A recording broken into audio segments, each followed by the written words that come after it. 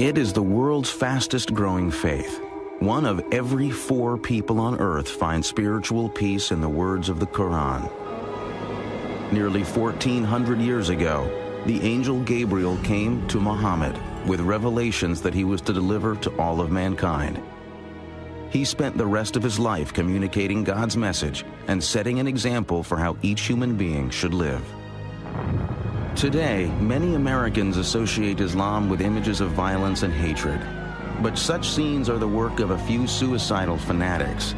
Their actions directly contradict the teachings of Muhammad and cloud the memory of a man who long ago brought a new message of hope and serenity. It is not possible to conclude that the Prophet is a man of hate. The Prophet of Islam is without doubt the most misunderstood major aspect of the Islamic religion. Who was this man who founded Islam and brought spiritual comfort to so many? Muhammad is often thought to be worshipped as Jesus is worshipped by Christians. This is absolutely and categorically not the case. He was an ordinary human being with the same emotions, the same fears, the same insecurities that we live with. Today, Muhammad's words of tolerance and peace offer many the same guidance as they have for centuries. God's messenger, the Prophet Muhammad.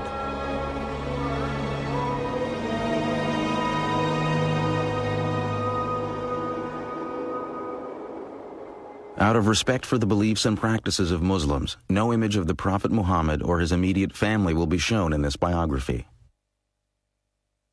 Allahu Akbar, Allah. 5 times each day, over 1.5 billion people turn toward the ancient city of Mecca and offer their prayers to Allah. From New York to Indonesia, from Nigeria to the steppes of Central Asia, Muslims repeat the words first learned 1,400 years ago from the lips of a humble merchant and gentle teacher named Muhammad. There was a time when he was very poor and he had only one blanket and he needed it, but there was a cat sleeping on the blanket. So he tore that part out, which was under the cat, because he did not want to disturb the cat, and he took the rest of the blanket and went away. The life of Muhammad ibn Abdullah began in 570 of the Common Era. He was born in Mecca, a thriving trading community in the land that is today Saudi Arabia. No one could have known that the life of this child would become the foundation of a religion that would one day change history. At the time of Muhammad's birth, Arabia was a harsh, barren land, broken only by the occasional oasis. The Arabs who lived in this demanding world migrated from site to site, struggling to live off their flocks in the harsh desert. To survive in such a place, Arabs depended on the support of their tribe. The tribe protected them from harm, not only from the desert, but also from the endless raids and vendettas launched by other tribes. Social life in pre-Islamic Arabia was grim, and Muhammad was born into a time of violence, turmoil, and despair, not unlike our own. The basic structure of social organization was the tribe. But the desert nomads also depended on other Arabs who had gradually built small cities where they engaged in commerce. The most prosperous of these cities was Mecca, home to the young Muhammad. Muhammad was a member of a tribe called the Quraysh, who had left the nomadic life and become prosperous as caravan traders. Muhammad had been raised an orphan. By the time he was 8, he was under the care of an uncle who was head of one clan of the Quraysh tribe. As the primary tribe of Mecca, the Quraysh were also the keepers of the Arabs' holiest religious shrine, the Kaaba. Although a deity known as Allah was recognized, many other gods and goddesses were also worshipped at the ancient Kaaba. Arabs prayed to over 300 idols that stood in and around the sacred cube-shaped structure. It had a very important social and political consequence because it was a holy place and all violence was forbidden in a 30-mile radius around the Kaaba. Trading had brought wealth to Mecca. But jealousy and constant feuds were breaking down the old tribal system. The rich were ignoring the poor. Some felt that the old Arab religion needed change. Jews and Christians had had their prophets of reform. Just as Moses and Jesus had provided inspiration and renewal, many in Mecca now longed for a new spiritual revitalization. Mohammed had become a caravan manager in his native city, leading trading trips as far away as the land that is today Syria. But he was also aware that the old values of charity and community were breaking down in Mecca. Mohammed was deeply respectful of the religion of his ancestors. He was a frequent visitor to the Kaaba and attempted to lead a life of fairness and respect for all. We don't have lots and lots of information about the Prophet Muhammad before he was called to be a prophet, but that information which the tradition has passed down indicates somebody who was, on the one hand, very good at what he did, a caravan manager. His nickname, among other things, was Al-Amin, the trustworthy person. He was very soon known as the righteous one because he was known for being a fair kind of man, a man who was concerned with social issues. As well as somebody who was efficient. He was seen as somebody who had strong leadership qualities. He was good-looking. He had a piercing eyes that seemed to go into people's souls, a smile. He sometimes looked sad. And a very sort of distinctive way of walking. In the year 595, Muhammad was hired by a wealthy woman of Mecca named Khadija to organize and guide a caravan for her. He accepted and returned with a handsome profit. The trip would begin a new life for Muhammad and Khadija. He was an international business executive whose boss was a woman, and he was obviously very eligible, and she proposed to him directly. Khadija, in many ways, is an interesting historical figure. She's a self-made woman who decided to propose to Muhammad, who was not a prophet at that time. He was, reports say, 15 years her junior. They apparently had a very loving relationship. Muhammad and Khadija had 5 daughters. Muhammad was an adoring father, and throughout his life displayed affection for all children. Although the clan headed by his uncle had little prestige among the Quraysh, Muhammad's reputation in Mecca continued to grow. He was known for his kindness to slaves, his charity to the poor, and his fairness in dealing with all. Each year during Ramadan, the 9th month of the lunar year, Muhammad sought out the mountains surrounding Mecca as a place where he could refresh himself in solitude and prayer. In the year 610, at the age of 40, the humble business manager and family man took himself on one of these retreats to a mountain cave.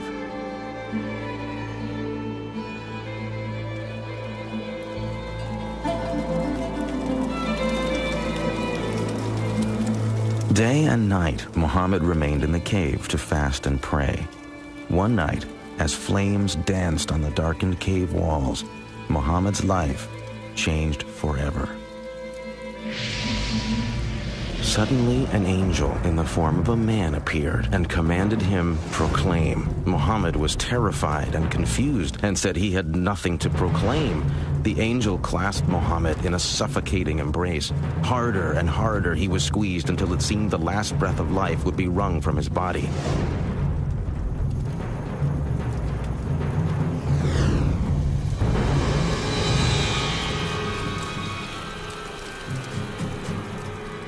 Proclaim in the name of thy Lord who created man from a clot of blood. Proclaim, and thy Lord is most bountiful. Muhammad was terrified and ran from the cave. He was sure something awful was happening to him, but as he scrambled over the mountainside, the angel returned and spoke again. O Muhammad, thou art the messenger of God, and I am Gabriel. He was terrified I think any of us would be if we suddenly started receiving voices and seeing visions of angels. The traditions about the life of the prophet present him as coming back from this experience profoundly shaken. Petrified with fear from a mystical experience he did not comprehend, Muhammad rushed to Khadijah. And she held him in her arms and said, you know, my dear, you know, these things are from God. And it was she who convinced him that these were not delusions. But in his fear, Muhammad did not fully understand the frightening events that had happened to him. He could not know that the angel Gabriel would return again and again to deliver the words of God, and that the words that would eventually pour from Muhammad's lips would forever alter the future of his people and the world.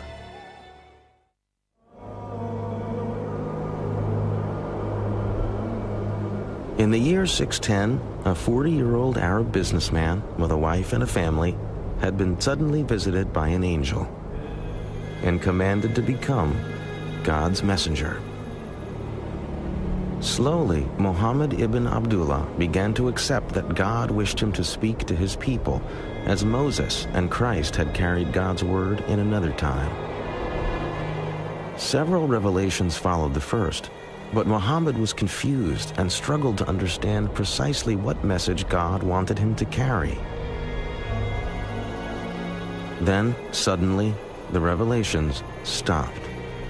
Muhammad waited in darkness. He thought perhaps God had abandoned him. Perhaps he hadn't been worthy. He did not know whether that was the end of the communication with God, and what was he supposed to do based on that limited communication. What had he done to offend heaven and the angel who had spoken to him? How could he be a messenger if he had no message? But as he sunk to the depths of despair, the silence was broken by another revelation. By the morning brightness and by the stillness of the night, thy Lord hath not forsaken thee, nor is he displeased with thee. What is to follow is better than what has preceded, and soon thou wilt be granted that which will please thee. It was now clear to Muhammad that he had not misunderstood the first revelations. He had indeed been called to tell the world there must be no other gods but the one God, Allah. As more revelations came, the words were etched into Muhammad's memory.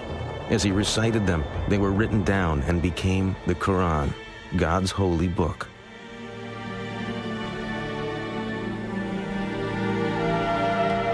At first, only Khadijah and a few close friends and family accepted the Quran. But little by little, Muhammad started to speak out, and Arabs and other clans of the Quraysh began to embrace the message. The words of the Quran clearly had great impact, for his listeners responded to the words not as religious instructions, but as poetry. Before the rise of Islam, the Arabs did not have great architecture, did not have great art of textile, or practically no calligraphy, but that very great poetry, oral poetry. That was the supreme art. And so what had developed at that time was a culture in which poetry played the role perhaps of television programs, maybe soap operas, even more in our modern culture. In towns and cities or in simple Bedouin camps in the desert, those Arabs who could perform poetry and music had enormous status. Now, as Muhammad chanted the verses of the Quran, the words became music as he touched a deeply spiritual nerve in his listeners. Many stepped forward to embrace Islam and its message, but for Muhammad, they were not accepting something new, simply returning to an old religion. In many ways, the prophet was calling people back to the one true faith, to the faith of Abraham, and back to the one true God, not to a new God, but it was to the one true God whose revelation had gone to Adam, Abraham, Moses, and Jesus. And therefore, Muhammad, in every sense of the term, is a reformer. So far, Muhammad had avoided any mention of the idols that stood in and around the Kaaba. Now he announced that the Quraysh would have to stop worshipping all other gods. He demanded a radical new expression of faith. The words began. He is Allah, the one and only. Allah, the eternal, absolute. He begetteth not, nor is he begotten. And there is none like unto him. There could be no greater loyalty than to God. Not to any tribal deity, not to some traditional idol, not even to the tribe. This mild-mannered merchant was now demanding Arabs forsake the gods of their ancestors. Their real identity was rooted in their family and clan and kin connections, because it was that gave them a position in the world. When Muhammad comes with a new set of religious ideas, or is trying to renew a set of religious ideas focused on monotheism, people whose ancestors had been pagans said, what's happened to our grandfathers, our great-grandfathers? And Muhammad had to say, well, they're burning in hell because they didn't believe in one God. This new commandment was to be called Islam, meaning an act of surrender to God's will. For some, initially, they could simply dismiss the prophet, since this was so out of whack with the society, as somebody who was out of his mind, as somebody who was deluded. But as he began to develop this seminal community, and as the prophet, given his conviction, was so public in preaching this message, then more and more of this was taken by the Quraysh establishment as a direct threat. The new message of Islam now ripped the fabric of the Quraysh community. Soon, like Jesus before him, Muhammad's ministry was turning father against son, family against family. The establishment certainly feared that a man who claimed to be receiving special messages from Allah, the high god of the Arabian pantheon, would soon demand greater political powers. The most powerful Quraysh leaders turned on Muhammad and his followers. Muslims were tortured. Some were whipped, others staked for days in the fierce Arabian sun. Muhammad himself endured the fury of his neighbors, who hurled dirt and insults at him in the streets. For 2 years, Quraysh leaders placed a ban on intermarriage and trade with any followers of Islam. No one was allowed to sell them food. The agony of this period increased when Khadija died in 619. When his uncle died not long after, he lost his protector, and it became clear that Muhammad's life was in real danger. His wife is dead, his uncle is dead. Although he has followers, many of them are being tortured, imprisoned, persecuted. He is powerless to help many of those that he loves, and many of those that have believed in him. It is in this devastating time, as Muhammad came to the end of his resources, that he had his greatest mystical experience. On a night in 620, Muhammad was again awakened by the angel Gabriel. The angel presented him with a winged horse-like creature that flew the prophet through the night sky to Jerusalem. There he was greeted by Abraham, Moses, Jesus, and all the other prophets. At last, the creature took him higher and higher beyond earthly space and time. Muhammad departed his physical body, and his spirit at last stood at the summit of the universe. His celestial journey to Jerusalem suggested to Muhammad that he was entering into a new phase of his service to God and Islam. He now also understood that he could no longer remain in Mecca.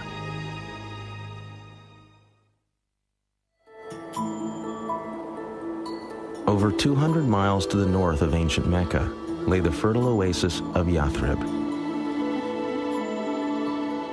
It was a lush island of green amidst harsh volcanic mountains and untillable desert soil. Its sweet water and abundant crops of grain and dates made for a comfortable life. But Yathrib was troubled.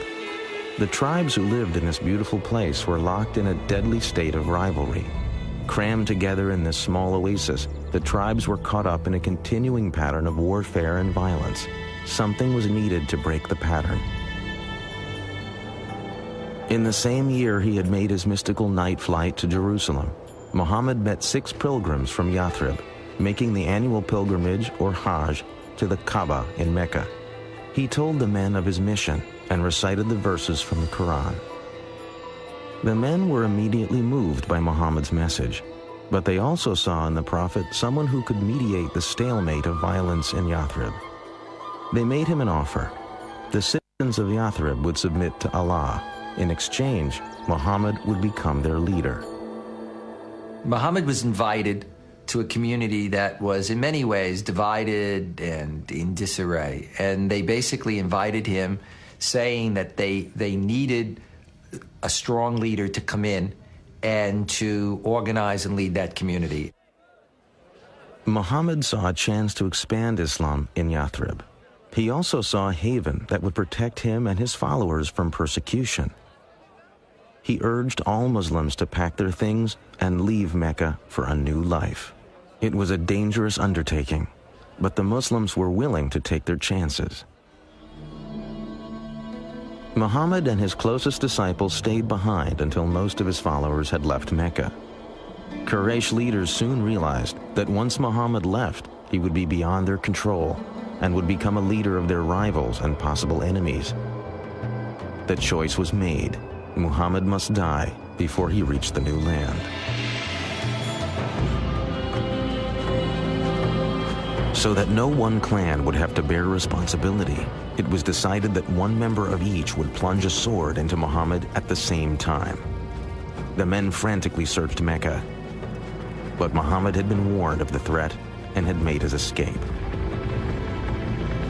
The following morning, horsemen pursued Muhammad and at last followed his trail to the entrance of a cave. Muhammad and a disciple were hiding inside. But Muslim tradition says the Quraysh assassins found a pigeon nesting at the cave's mouth and the entrance covered with a spider web. The Quraysh concluded no one could be inside. Allah had protected his prophet. The flight from Mecca in 622 is known to Muslims as the Hijrah. No event has greater importance in the culture of Islam. It became the start of the Muslim calendar. It was because it was the start of the establishment of the Muslim community. So that unlike the Gregorian calendar that starts with the birth date of Christ, the Muslim calendar, or the Islamic calendar, which is based on the lunar calendar, is one that is based on this concept of community. When Muhammad arrived in Yathrib, people rushed to meet him and all wanted the honor of having him stay in their house. Instead, Muhammad allowed his favorite camel, Qaswa, to wander unguided through the town. When at last Qaswa stopped and fell to her knees, Muhammad declared that was the spot where he would live. He ordered work to begin on a house and the first mosque. Henceforth, Yathrib would be called Medina, a name simply meaning the city. But the greatest change would be in the very nature of the community itself. Muhammad's visions brought new words to unite both his own followers from Mecca and the people of Medina. The Quran now had a new verse. Those who believed and made the hijrah, and those who gave their homes and helped, these are the protectors of one another.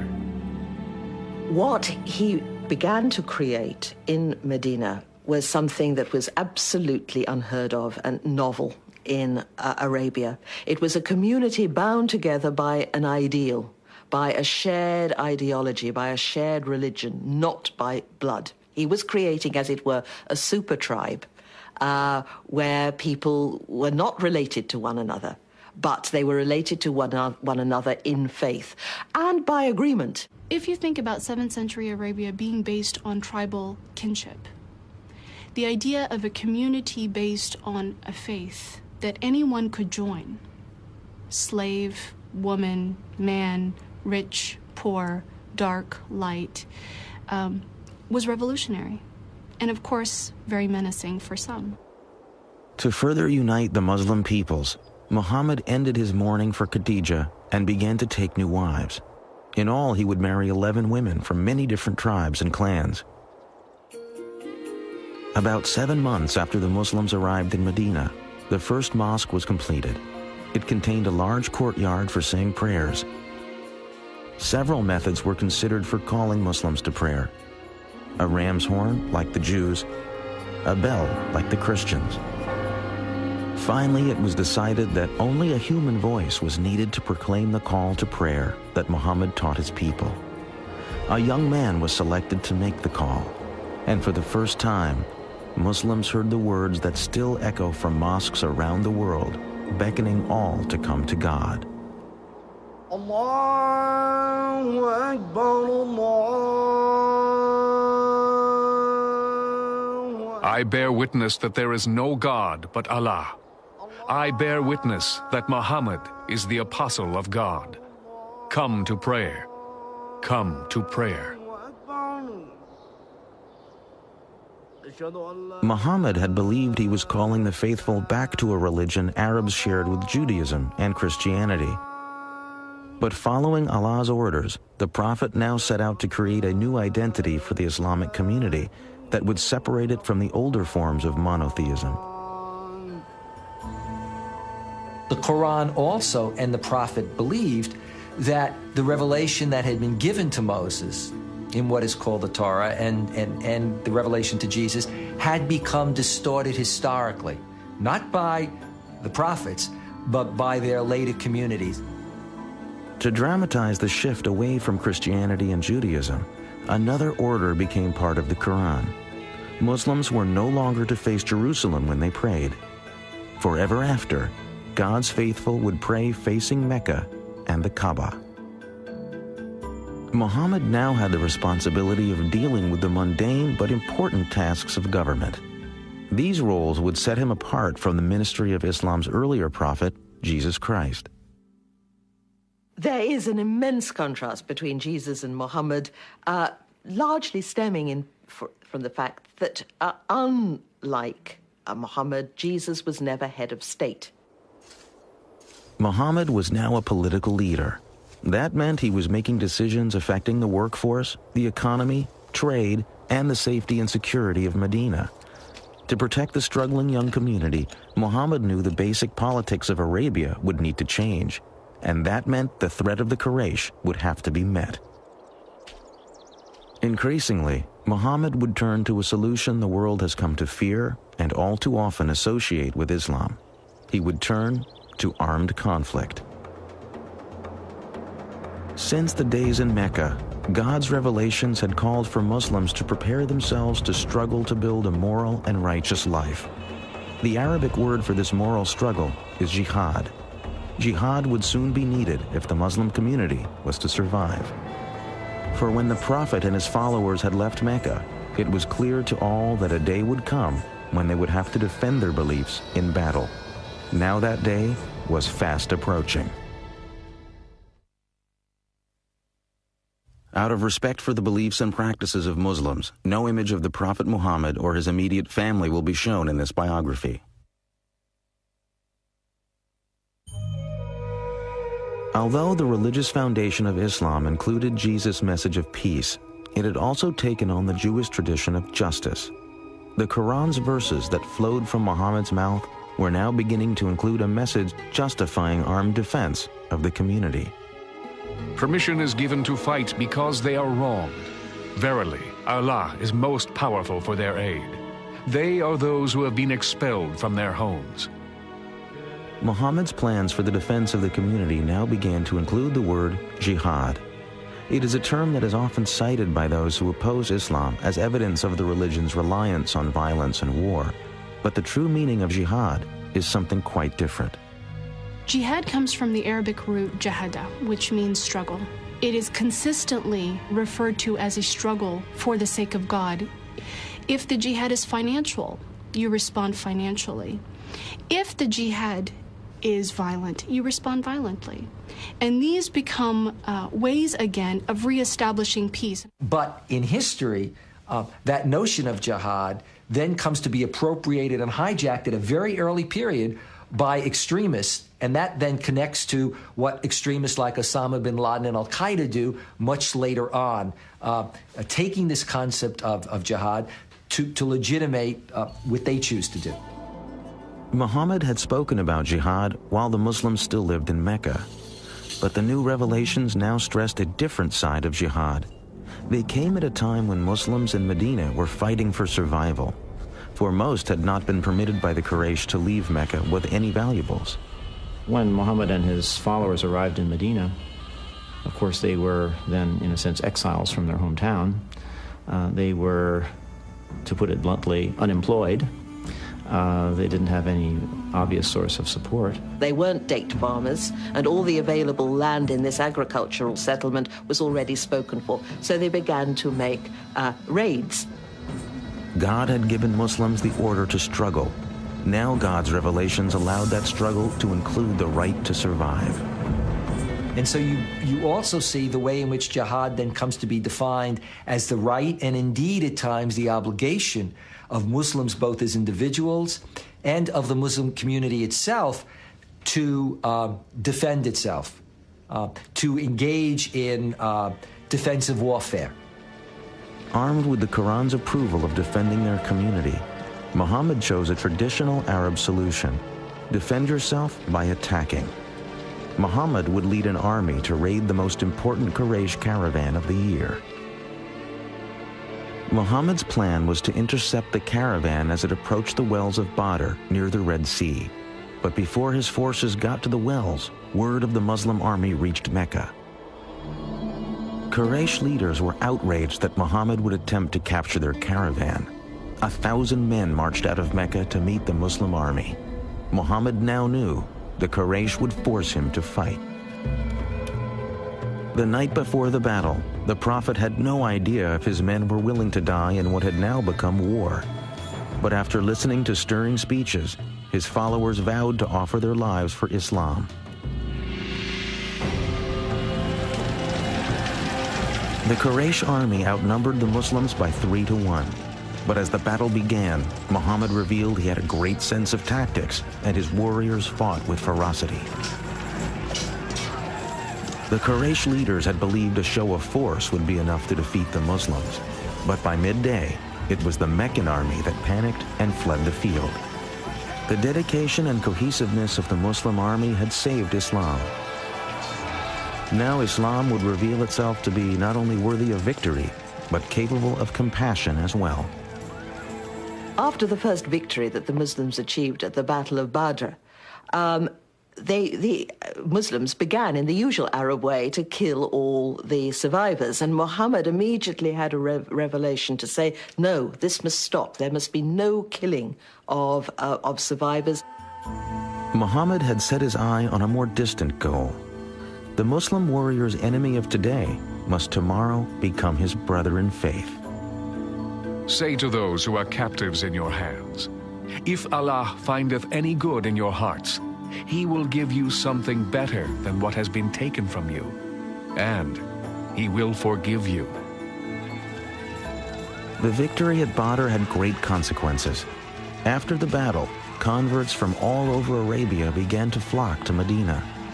Like the Muslims, these converts saw the victory as a sign of God's salvation and protection, similar to God's parting of the Red Sea for the Israelites. The Battle of Badr has enormous significance to the Muslim community, and I think that was the first political act that was successful, which cemented the vision or the dream that Islam could establish a community. Islam could become a civilization. For 3 more years, the Quraysh army would try and destroy the Muslim community. They would win some battles, but always Muhammad and his followers struggled and survived as their numbers continued to grow. As the Meccan army struggled home after a final unsuccessful battle, their leader was at last forced to admit, every man of sense now knows Muhammad has not lied. Medina and the Muslim community were finally safe from attack. The Prophet was now poised for the final step in the pursuit of his destiny. That step would be his return to the holy city of Mecca.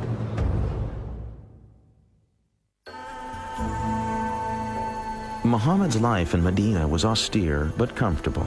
He had few possessions but wanted for nothing. He lived in quarters attached to the mosque, usually spending each night in the room of another of his wives. Muhammad's wives were a diverse group. One was a Jew, another a Bedouin. One was even his cousin. Most were chosen for various political reasons, but a few, such as his third wife Aisha, were clearly matters of the heart. Muhammad now told his followers that revelations from God said each man was permitted to take no more than 4 wives, and the husband was required to treat them all as equals. Marry women of your choice, 2, 3, or 4. But if you fear that you will not be able to maintain justice between your wives, then marry only 1. The modern world has frequently come to view Islam as male-oriented at best and misogynistic at worst. But in truth, Muhammad's teachings brought women new rights that would not be achieved in the Christian world for centuries. The first was the right to life. The Quran forbade the practice of female infanticide, which had been common in early Arabia. Women were also given the right to an education, to be duly educated as men were, to inherit, which meant that they could buy and sell property, which again would mean that they would have to undertake business transactions. The custom of Muslim women wearing veils is mistakenly pointed to as another indication of Islam's prejudice against women. The emancipation of women was a project that was very dear to the Prophet's heart. There is nothing in the Quran about all women having to be veiled or secluded in a separate part of the house. This is a practice that the Muslims picked up 3 or 4 generations after the death of the Prophet. I feel that being a contemporary educated woman is far more in line with what the Prophet would have aspired for a woman than what we've seen maybe throughout recent Islamic history. Muhammad had achieved enormous success. His followers had grown in less than 20 years from a handful to thousands of converts. But he could not complete his mission so long as the holy site of the Kaaba remained home to idols. In January of the year 630, Muhammad set out for Mecca at the head of an army of 10,000. As the Muslims approached the holy city, Meccan people made no attempt to resist. It was clear that the old gods of the Quraysh were powerless in the face of Islam. The Prophet had no desire for blood. He issued an amnesty as a symbol of his wish to unite all people as the children of one God. The only victims he sought remained sitting in the Kaaba. The Prophet entered the holy structure and proceeded to lead the destruction of all 365 idols as he recited the verse, "The truth has arrived and vanquished falsehood." Muhammad had validated his vision and proclaimed to the world the force and vitality of Islam. By the time of his death, June 632, the Prophet had brought peace to Arabia. He had transformed a religion of many gods into a powerful monotheism based on a moral and ethical guide for daily living. But Muhammad's death was actually the birth of the great age of Islam. Within 100 years, the words of the Prophet spread from Arabia to the world. As Arab culture mixed with Greek and Byzantine learning, an era of Islamic enlightenment brought enormous advances in mathematics, astronomy, medicine, literature, and architecture. Who would have thought today, let alone then, that a man who is described as born an orphan into a divided Arabian society, illiterate, a caravan manager, would create a religious tradition that within 100 years of his death, its physical presence would spill out of Arabia, go all the way to North Africa and all the way over to India. And he always warned his followers not to make him into a Jesus, not ever to say that he was divine. He was just an ordinary man, he said. The fact that he led what we might call a normal life, I think, makes him very appealing to many Muslims, to most Muslims perhaps. That he married, that he had children. These are all things, I think, that make him very approachable as a model for people. So many centuries after it ended, Muhammad's life remains the foundation of the faith he founded. Today, it is the fastest growing religion on earth. As these worshippers respond to the ancient call for prayer, each looks to the Prophet's example to provide peace and serenity in their daily lives. The ancient Kaaba remains in Mecca, and millions of pilgrims arrive each year to retrace the footsteps of the Prophet. The site of Muhammad's ascension on his winged creature to meet God is today the Mosque of the Dome of the Rock in Jerusalem. Muhammad's gateway to heaven has tragically become the focus of enmity and hatred between two peoples who trace their ancestry to the same beginnings. Some Muslims who partake of violence use the words of a compassionate man to legitimize their acts of cruelty and hatred. They cite verses of the Quran as inspiration for their monstrous ambitions. Since September the 11th, we've heard Osama bin Laden reciting some really blood-curdling verses from the Quran. But what bin Laden fails to do is to mention or recite the verses that in every case succeed these ferocious verses, which say, "But forgiveness is better." If one wants to take one part of the story, one of the chapters, and develop a conception of the Prophet upon that single chapter, well, of course it's going to be very distorted, and the Prophet is going to be understood as a man of violence and a man of hate. When people commit violence and injustice in the name of Islam, they are committing violence and injustice against Muhammad and God. For peace to come to a troubled world, Muslim and non-Muslim alike will have to find a source of trust and acceptance of their common goals. One such source could be a better understanding of the life of Muhammad. Cleansed of the selfish motives that some terrorists wish to give them, the words of the Prophet remain to offer hope and optimism to a troubled world. Whosoever killeth a human being, it shall be as if he had killed all mankind.